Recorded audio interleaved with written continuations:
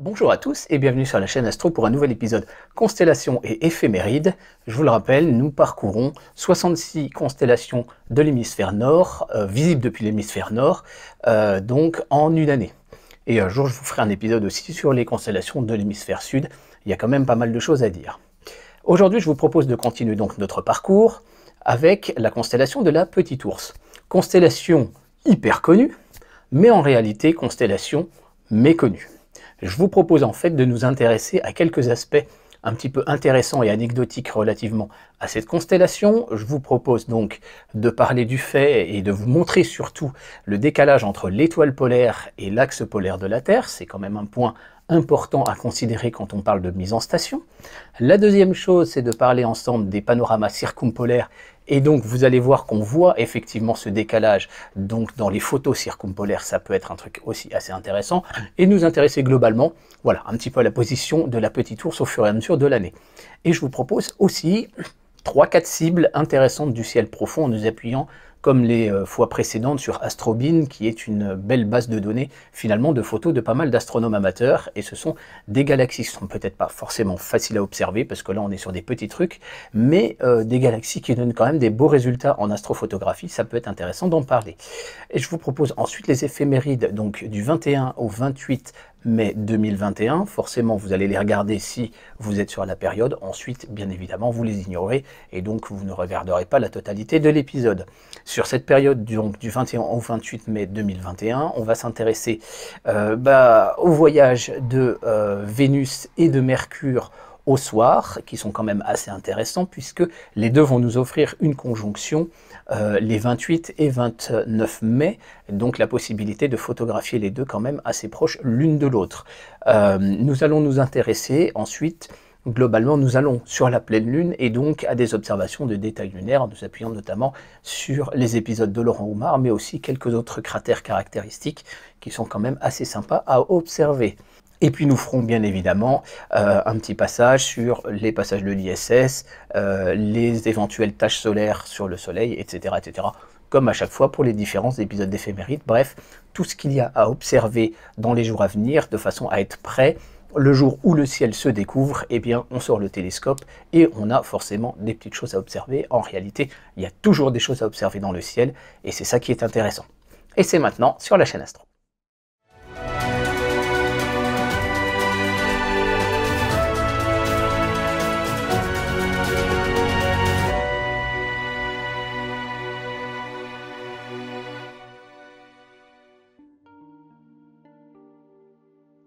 Je vous propose donc de partir à la découverte de la Petite Ourse à partir du ciel, donc à la tombée de la nuit au mois de mai. Donc bien évidemment on commence l'exercice sans repérage sur les étoiles, enfin il y en a deux qui sont indiquées, Arcturus et Spica, et puis vous avez ici bien évidemment Régulus de la constellation du Lion. Et la Grande Ourse se trouve ici bien évidemment en fait au-dessus de vos têtes en début de nuit au printemps. Et pour repérer la Petite Ourse, eh bien vous partez du bout de la casserole et vous reportez cette première distance 5 fois 1, 2, 3, 4 et 5 et vous tombez sur l'étoile polaire ici. On reviendra en arrière vers la queue de la casserole en arc de cercle pour tracer la suite de notre constellation, mais bien évidemment comme elle est côté nord, eh bien en fait elle se trouve finalement à l'envers, à remonter vers le haut pour ce qui est de cette période de l'année. Si par contre nous commençons à évoluer de mois en mois, vous pouvez voir que votre constellation de la Petite Ourse tourne dans tous les sens. Donc bien évidemment, la position et l'orientation de la position globale de votre constellation sera toujours la même autour de l'étoile polaire globalement, et par contre son orientation sera toujours à destination de la Grande Ourse. On peut le voir, hop, comme ceci par exemple. Si vous êtes au mois de septembre, eh bien vous avez la Grande Ourse qui est au ras du sol à la tombée de la nuit et la Petite Ourse qui descend en sa direction. Et bien justement, nous allons partir de cette configuration pour observer la rotation de notre Petite Ourse et découvrir quelque chose d'assez intéressant. Pour cela, nous allons partir de cette photo faite à l'observatoire de Saint-Véran par Laurent Bourrasso, que vous connaissez puisque vous avez découvert ces deux télescopes sur la chaîne, donc son Slim 250 qui tient dans une sacoche de PC portable et son télescope de 500 mm. Et donc dans cette configuration, vous pouvez voir que la Grande Ourse est vraiment au ras du sol puisqu'elle est cachée même par le pic du Château Renard, et en fait la Petite Ourse se trouve véritablement à sa verticale, l'étoile polaire est ici et on revient ici pour former la petite casserole donc de cette Petite Ourse. Et nous allons, ce que je vous propose, observer la rotation de ces deux constellations, donc pendant quelques heures, sur la base d'un film qu'il a réalisé. Vous pouvez voir en fait que la Petite Ourse tourne véritablement autour de l'étoile polaire, et on peut voir, ça y est, la Grande Ourse qui commence progressivement à se lever dans l'autre sens.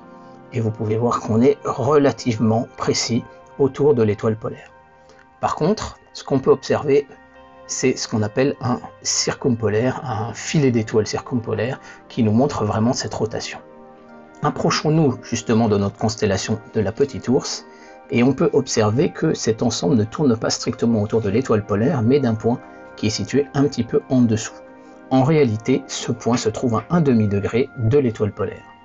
Si nous reprenons nos étoiles de la constellation de la Petite Ourse, ce point se trouve en réalité ici, en direction de l'étoile Kochab qui est ici, à 1/2 degré de l'étoile polaire, et c'est ce que nous allons voir à partir d'une résolution astrométrique, c'est-à-dire d'une étude des étoiles de la zone. Lorsque vous photographiez justement l'étoile polaire et sa zone immédiate, comme cette photo là de John R. Carter, eh bien si vous la placez dans une résolution astrométrique, vous pouvez voir de façon évidente finalement la différence entre le positionnement de l'étoile polaire et le centre, le pôle nord galactique finalement qui correspond à l'axe de rotation de la Terre. Et en fait, on peut voir ça sur différentes photos. Voici une très très belle photo de l'ensemble de la constellation. On peut voir cet écart et effectivement, je vous disais, on était en direction globalement de l'étoile Kochab. C'est quand même assez vrai finalement quand on observe finalement toutes ces traçabilités, enfin toutes ces indications sur notre constellation. Voici une petite vue globale et amusante de repérage de nos deux constellations qui nous montre effectivement, bien évidemment, elles ont été, la luminosité des étoiles des deux constellations a été accentuée, mais ça nous permet de faire un petit repérage. La constellation en tant que telle, quand on la regarde, vous voyez, il n'y a pas de grand chose de spectaculaire en termes de choses à observer dans un premier temps. Donc on ne va pas s'y attarder, bien évidemment. Mais par contre, effectivement, quand on commence à se rapprocher, on peut commencer à y voir un certain nombre d'indications et des objets là, du catalogue NGC. Il n'y a aucun objet du catalogue de Messier dans notre constellation. Et je vous propose de nous intéresser à quelques-uns d'entre eux, alors qui ne sont pas observables, parce qu'on est sur des magnitudes 12 à peu près au minimum, mais par contre qui peuvent être photographiés avec quand même suffisamment de temps de pause. Et donc ces différents objets du catalogue, vous voyez qu'il y en a quand même pas mal, des NGC, des trucs comme ça. C'est pas toujours évident d'en trouver, ne serait-ce sur Astrobin, c'est une constellation qui est rarement photographiée en réalité. Alors le premier que je vous propose, c'est NGC 6068. Tous les onglets que vous voyez là, vous les avez dans cet ordre-là dans la description.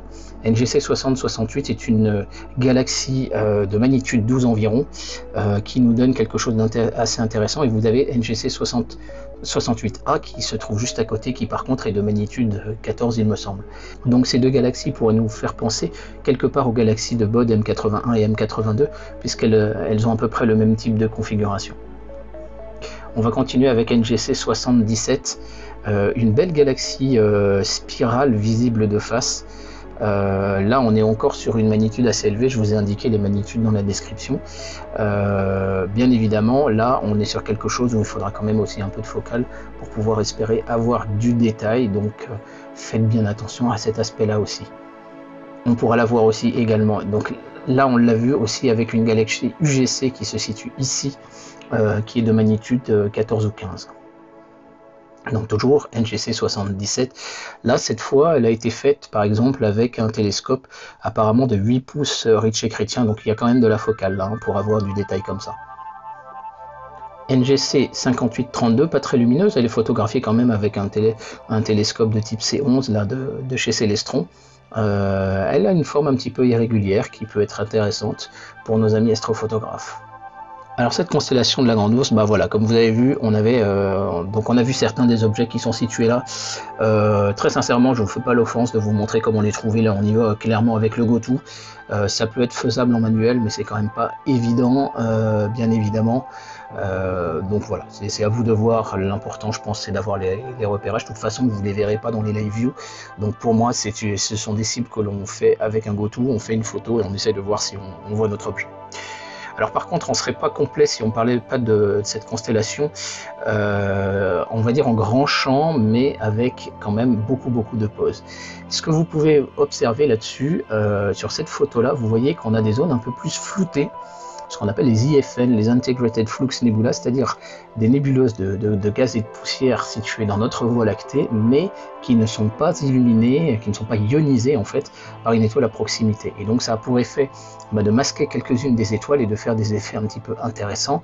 Et en fait, cette constellation donc de la Grande Ourse est quand même assez sidérante à observer, enfin de la Petite Ourse, pardon, est assez sidérante à observer, parce qu'en réalité, on s'aperçoit que des Integrated Flux Nebula, eh bien, il y en a partout en fait. Il y en a vraiment sur toute la zone de la constellation. En réalité, il y en a partout dans le ciel quasiment, mais avec des temps de pause qui sont plus élevés, eh bien là, on commence à les mettre en évidence.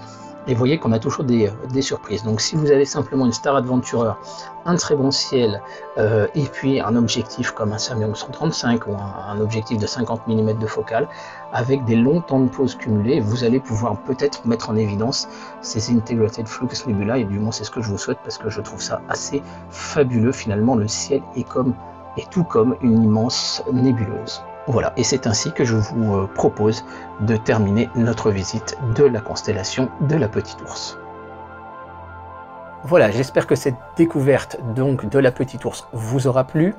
Finalement, on s'aperçoit quand même assez vite qu'il y a des petites choses que l'on ne connaît pas à propos de cette constellation, et c'est quand même assez intéressant. Avouez également que les photos avec donc les IFN, les Integrated Flux Nebula, sont quand même assez surprenantes, et finalement il y a toujours une opportunité de, si vous êtes sous un bon ciel, de pouvoir s'attarder sur cette constellation et nous faire ce genre de photos assez extraordinaires. Bien évidemment, il faut un appareil avec un objectif assez ouvert et surtout des longs temps de pause, mais ça donne un très beau résultat. Je vous remercie donc de votre attention. Si vous êtes sur la période du 21 au 28 mai 2021, vous pouvez rester pour voir les éphémérides, sinon vous pouvez stopper là votre visionnage de la vidéo. N'hésitez pas à partager cet épisode autour de vous et à laisser un petit mot dans l'espace commentaire, vous abonner si ce n'est déjà fait, et surtout d'activer la cloche pour avoir les notifications des prochains épisodes. Je vous remercie de votre attention, donc je vous dis à très bientôt sur la chaîne Astro si vous vous arrêtez là. Je vous propose donc de continuer avec les éphémérides du 21 au 28 mai 2021. Donc la première chose à repérer, bien évidemment, c'est le crépuscule nautique qui correspond à un soleil à 12 degrés en dessous de l'horizon, moment à partir duquel on peut commencer à reconnaître les constellations, faire de l'observation et de l'astrophotographie du ciel profond. Donc, eh bien notre crépuscule nautique sur la période, en tout cas pour Paris, est à 23h04. Ensuite, ça varie de quelques minutes, suivant que vous êtes plus au nord, plus au sud, ou plus à l'est, plus à l'ouest, bien évidemment. Et donc l'aurore nautique sera à 4h32, on voit qu'on a des nuits de plus en plus courtes, bien évidemment. La pleine lune aura lieu le 26, raison pour laquelle voilà, je vous ai mis en jaune cette case-là maintenant. Ce sera un petit repérage qui nous aidera. Ça signifie que, comme nous avons passé le premier quartier, eh bien, nous avons une lune qui est illuminée dès le début de la nuit et qui est présente bien évidemment et qui sera présente globalement toute la nuit. Et puis si on regarde bien 27-28, bah, la pleine lune ou la lune qui est gibbeuse, mais juste après la pleine lune se lève peu de temps après finalement le début du crépuscule nautique, donc on n'aura pas la possibilité de faire d'observation du ciel profond. Voilà ce qu'il y a à noter correspondant à ceci. Par contre, ce que l'on remarquera, c'est que la Station Spatiale Internationale est de soirée sur toute la période, donc voici un petit peu ce que donnent les différents passages de la Station Spatiale Internationale. On repérera 87 degrés, 69, 70, 86 degrés pour Paris, donc des opportunités, 68 là aussi le 21, donc des opportunités effectivement de pouvoir la photographier en rafale en vous appuyant sur mes tutoriels, mais également comme on a la Lune qui est levée, on a éventuellement des opportunités de transit lunaire de la Lune, ça peut être assez, enfin de l'ISS, ça peut être assez intéressant effectivement, parce que là il suffit de braquer la Lune, vous pouvez utiliser une caméra planétaire en mode film à haute vitesse, et là, à ce moment-là, espérez avoir l'ISS qui passe. Attention néanmoins à vous assurer qu'il y a bien le débit vis-à-vis du disque, que le disque SSD est vraiment fortement, même j'ai envie de dire quasiment impératif. J'ai déjà eu le tour d'avoir un passage de l'ISS, de la voir passer à l'écran, mais de ne pas la voir au final sur le disque dur. Concernant les autres événements, on va s'intéresser aux détails lunaires, puisque on va vers la pleine lune, mais on a des détails lunaires intéressants à observer. On va s'intéresser bien évidemment à tout ce qui est planétaire et ciel profond également. Avec Sky Safari Pro, je vous invite à nous repérer un petit peu déjà de la configuration de la voûte céleste en début de nuit, et puis de la position de la lune. Vous pouvez voir que voilà, la lune évolue de jour en jour au fur et à mesure de notre période. Donc si on revient effectivement au 21 mai, on va parler également de l'autre position des planètes. Vous avez Mercure et Vénus, on va en parler, qui se font en soirée. Vous avez Mars également, et les autres planètes se feront au petit matin. Concernant donc les détails lunaires, effectivement, on va commencer par Copernic, la mer des nuées, avec Bulliadus et Tycho le 21 au soir. Donc c'est ce que vous avez à peu près là. Et vous avez le Monte Riphaeus qui pointe également le bout de son nez. La mer des nuées et Bulliadus sont ici. Vous avez Copernic ici observable. Vous avez également par exemple Platon plus au nord qui sera également observable. Et puis au fur et à mesure, on va avoir Gassendi qui va commencer à devenir observable le 22, ainsi que Kepler, et on va continuer comme ça, avec Aristarque, le phare de la Lune, observable le 23. Vous avez Marius et Ryder Gamma, c'est le tout début le 23, et ce sera plutôt le 24 que ce sera réellement observable. Et vous avez effectivement la pleine Lune aux alentours du 24-25, vous voyez, et ensuite on va continuer. Donc là, le 26, dans la nuit du 26 au 27, on va plutôt s'intéresser à une Lune un peu plus tard. On voit qu'on commence effectivement à avoir la partie droite qui n'est plus illuminée. Pareil dans la nuit, donc du 27 au 26, plutôt 1h du matin, 27-28. Et dans la nuit du 28 au 29, on voit qu'on a Gudimper et Goclenius à 1h05 du matin qui seront observables cette fois avec une illumination par la gauche. Toutes ces zones donc, vous pouvez vous appuyer sur la série donc de Laurent Oumar sur la chaîne Astronomie à la lunette, donc sa série Moon Explorer, que je ne saurais que vous recommander. C'est passionnant de regarder la Lune, mais c'est surtout passionnant de comprendre ce que l'on est en train d'observer. Concernant donc les autres planètes du système solaire, on va utiliser effectivement le logiciel Sky Safari. Là-dessus, ce qu'on va faire, c'est qu'on va pointer le Soleil et on va se positionner déjà à l'heure du crépuscule civil. Pourquoi le crépuscule civil? Donc en fait, on a ce couche-là et on a l'aurore civile, crépuscule civil. On l'a ici, 22h03. Là, à partir de ce moment-là, vous allez pouvoir observer Vénus et Mercure. Vous voyez que Vénus, par exemple, pour le centre géographique de la France, est à 5 degrés au-dessus de l'horizon, et Mercure est à 10 degrés. Mercure est un petit peu plus basse que sur les jours précédents. Elle a passé sa plus grande élongation est, qui était le 17, et en fait, les deux planètes vont nous faire un petit balai au fur et à mesure, et au soir donc du 28, vous voyez, au soir du vendredi 28, on aura une belle conjonction avec nos deux planètes, et là, la possibilité de les photographier ensemble en même temps.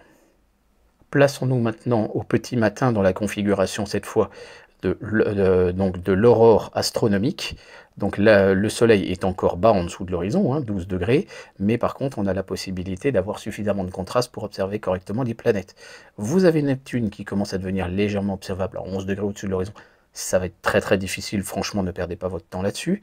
Vous avez Jupiter et vous avez Saturne qui sont déjà beaucoup plus hautes, 20 degrés pour Saturne, 17 degrés pour Jupiter, ça commence à devenir intéressant. Bien sûr, elles ne sont pas à leur transit encore au méridien sud, donc elles ne sont pas au maximum de leur hauteur. On notera une chose intéressante concernant Jupiter, et on va aller s'y intéresser. Concernant Jupiter, par exemple, dimanche 23, vous avez la grande tache rouge.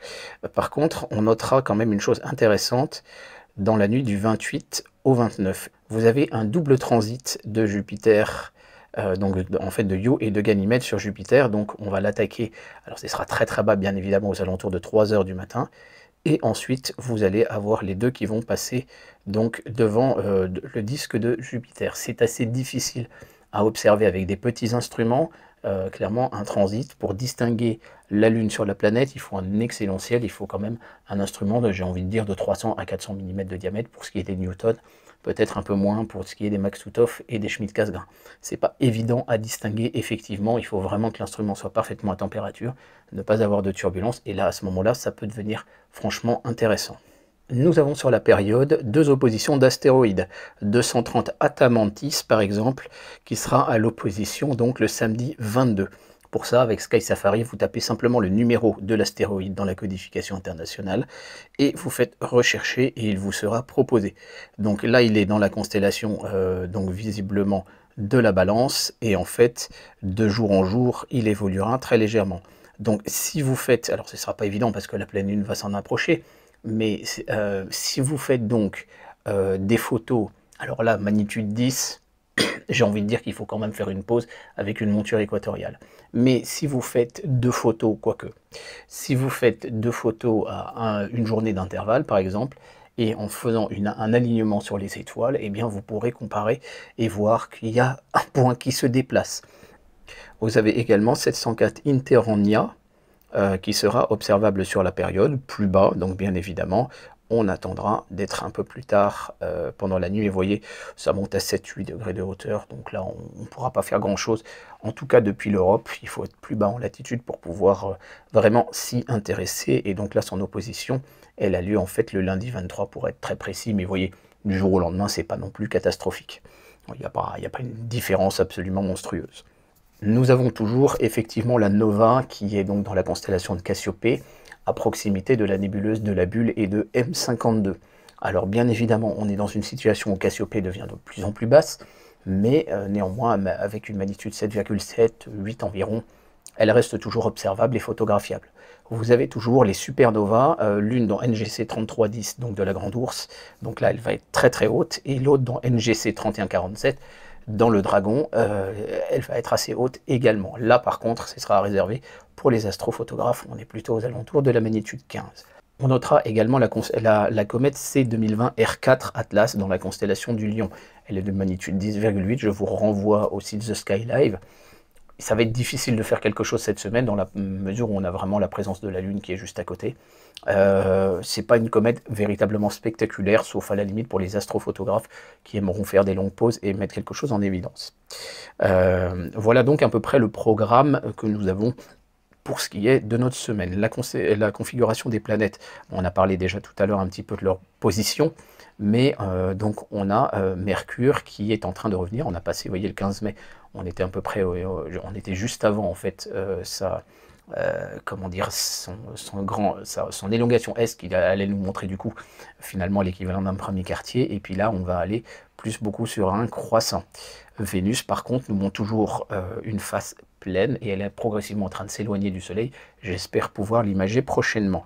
Mars est véritablement toute petite, il n'y a plus de détails à espérer, mais vous pouvez quand même malgré tout vous amuser, pourquoi pas, à l'observer ou la photographier, ne serait-ce pour mettre en évidence la variation du diamètre apparent, puisque Mars, c'est un rapport de 1 pour 6 ou 1 pour 7 à peu près, entre vraiment son opposition la plus proche et par contre sa conjonction supérieure la plus lointaine. Jupiter et Saturne, bon voilà, il n'y a pas beaucoup de diamètre apparent, et ce que je vous ai montré, c'est toujours ce graphe qui vous permet, et puis vous avez un lien dans la description pour le télécharger, qui vous permet de visualiser à n'importe quel jour de l'année finalement la position relative des différentes planètes du système solaire. Et donc ça par rapport au soleil couchant à droite et au soleil levant à gauche, quand vous êtes à 180 degrés, c'est le moment de l'opposition. Donc en fait, avec une seule vue, vous avez la possibilité de pouvoir repérer la configuration de vos planètes à n'importe quel instant de l'année. C'est quand même assez simple. Voilà, donc pour ce qui est de la position des planètes. Pour ce qui est du Soleil, bien évidemment, on l'observera avec des instruments adaptés, mais surtout, voilà, j'ai envie de dire, c'est le moment pour vous entraîner, c'est le moment pour commander les films astrosolars, donc ND5 pour l'observation, ND 3.8 pour l'astrophotographie. Et donc, mais on peut faire de l'astrophoto avec un ND5. Hein. Donc il y a deux types de transparence pour les filtres astrosolars. C'est le moment parce que le 10 juin, nous allons avoir une éclipse partielle de soleil observable depuis la France métropolitaine et globalement depuis l'Europe. Bien évidemment, nos amis français du Québec, ou en tout cas nos amis du Québec, eux auront encore plus de possibilités de pouvoir voir quelque chose, puisque cette éclipse va être en fait une éclipse annulaire, visible depuis le nord du Canada, il me semble, le Groenland, ou en tout cas un petit peu cette zone-là. Donc cette semaine, nous avons un groupe de tâches qui est le 2824, qui pourra être observé donc avec un filtre astrosolar et pas besoin d'un instrument H-alpha ou calcium. Par contre, effectivement, on peut comparer l'activité du Soleil et on voit qu'on a une activité intense sur cette zone-là, c'est tout à fait normal. Voilà, donc j'espère que cet épisode, cette partie éphéméride vous aura plu, vous aura donné en tout cas des idées d'observation. N'oubliez pas qu'au moment de la pleine lune, il y a quelque chose d'assez intéressant à faire, c'est de parcourir tout le tour de la Lune et de voir finalement les reliefs montagneux. C'est vrai que quand on observe la Lune plus de face, même avec les ombres projetées, on a du mal à se rendre compte réellement des altitudes relatives. Alors que si vous regardez la périphérie de la Lune au moment d'une pleine lune, là vous allez pouvoir beaucoup mieux vous rendre compte de cet aspect-là. Voilà, je vous remercie de votre attention, n'hésitez pas à partager cet épisode autour de vous, à laisser un petit mot dans l'espace commentaire, et à vous abonner si ce n'est déjà le cas. Je vous dis à très bientôt sur la chaîne Astro, logiquement dimanche matin pour l'épisode du week-end. Merci, au revoir.